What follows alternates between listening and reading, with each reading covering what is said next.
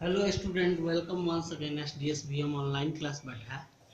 Student, आज हम लोग SDSBM ऑनलाइन क्लास में क्लास 7 में रिप्रोडक्शन इन प्लांट्स में लास्ट टॉपिक हम लोगों ने पढ़ा था। सेक्सुअल रिप्रोडक्शन में फ्लावर के विषय में पॉलिनेशन तक हो गया था। और इस वीडियो में हम लोग बेसिकली फ्लावर जब डेवलप हो जाता है, मैच्योर हो जाता है, उसके बाद से जो फर्टिलाइजेशन वाली क्रिया होती है उसके बारे में पढ़ेंगे। होता क्या है इसके बारे में पहले जाना जाए तो fertilisation during pollination the pollen grain is reach from anther and to get to the stigma, then the fusion of male and female gamete. तो होता ऐसा है कि मेल और फीमेल गैमेट का फ्यूजन होता है। जो fusion of male and female gamete होता है, तो जो चीज़ निर्माण होता है उसको हम उस चीज़ को उस प्रक्रिया को फर्टिलाइजेशन कहते हैं। जो चीज़ बनता है उसको जाइगोट बोलते हैं। तो स्टूडेंट, बात आती है कि पोलन ग्रेन पोलन ट्यूब के माध्यम से नीचे की तरफ जाता है। उसके बाद से फर्टिलाइजेशन होने के बाद से जब जाइगोट का निर्माण होता है और जब जाइगोट बड़ा होने लगता है, then it develop into the embryo. तो वो एम्ब्रायो का निर्माण करता है, भ्रूण का निर्माण करता है। जब भ्रूण बड़ा होता है तो वो फिर फ्रूट का निर्माण करता है, फल का निर्माण करता है। अब बात आती है कि fruit and seed formation. Fruit and seed formation में थोड़ा सा हम बात करेंगे। तो after fertilisation petals, stamen, style, stigma, flowers fall off. Stamen, stigma, ये सब पिस्टिल, ये सब टोटल चीज़ें जितने भी हैं सब मुरझा करके नीचे गिर जाएंगी और बचेगा क्या? सिर्फ और सिर्फ ओवरी बचेगी। और उस ओवरी में कंटेन होंगे कोटिलिडन। तो एम्ब्रायो जब डेवलप हो जाता है तो कोटिलिडन का निर्माण करता है। कोटिलिडन में के अंदर में जो ओव्यूल होते हैं उसको हम सीड बोलेंगे, इसको बीज भी हम लोग बोल सकते हैं।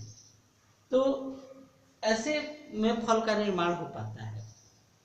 अब बात आती है क्या कि फल का निर्माण जब हो जाता है तो फल टूटता कैसे है। तो कुछ यहाँ मीडियम हमने बताए हैं डिस्पर्सल ऑफ सीड के लिए। What do mean by dispersal? The medium of fallen that is called a dispersal. टूटने का, गिरने का जो माध्यम है उसको हम क्या बोलेंगे? डिस्पर्सल बोलेंगे। डिस्पर्सल जो है बेसिकली क्यों जरूरी है? डिस्पर्सल इसलिए जरूरी है क्योंकि एक तो पौधों को ओवर क्राउडिंग, माने ज़्यादा पास पास ना रहे, ओवर क्राउड ना करे। दूसरा स्टूडेंट बात होगी कि सनलाइट वाटर का अगर कंपटीशन लगे तो अगर पास पास रहेंगे तो किसी को अच्छे से नहीं मिल पाएगा। तो उनको एक उचित दूरी पर रहना जरूरी है, इसीलिए सीड डिस्पर्सल भी जरूरी होता है। और नए हैबिटेट्स में जाने के लिए सीड डिस्पर्सल का होना जरूरी है, क्योंकि न्यू हैबिटेट्स में जाने के बाद से उनमें जो जनन क्षमता है तथा उसमें जो प्रोडक्शन का प्रोसेस है वो ज़्यादा होगा, इसलिए पैदावार भी ज़्यादा होगी। और सीड डिस्पर्सल किन किन माध्यमों से होता है इसके बारे में थोड़ा सा पढ़ेंगे हम लोग। तो पहला है dispersal of seeds by wind, हवा के माध्यम से।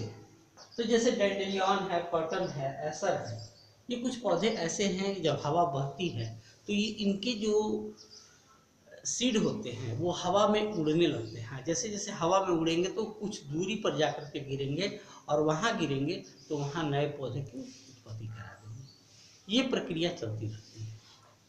दूसरा स्टूडेंट डिस्पर्सल बाय वाटर।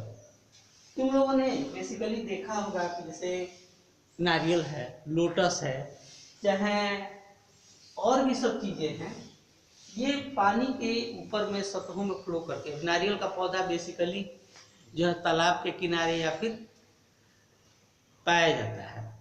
तो वहाँ जब पौधा का जब फल टूट करके गिरेगा तो पानी के करंट से वो दूसरे छोर पे चला जाएगा।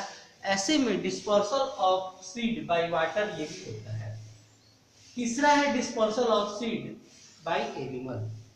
जानवरों के द्वारा कैसे होता है? मान लो कोई जानवर है, जैसे कि चिड़ियाएं हैं, किसी चीज को खाती, मान लें गुआभा के फल को खाई, फिर वो एक्सक्रीटरी वेस्ट में उसको कहीं जाके गिरा दी।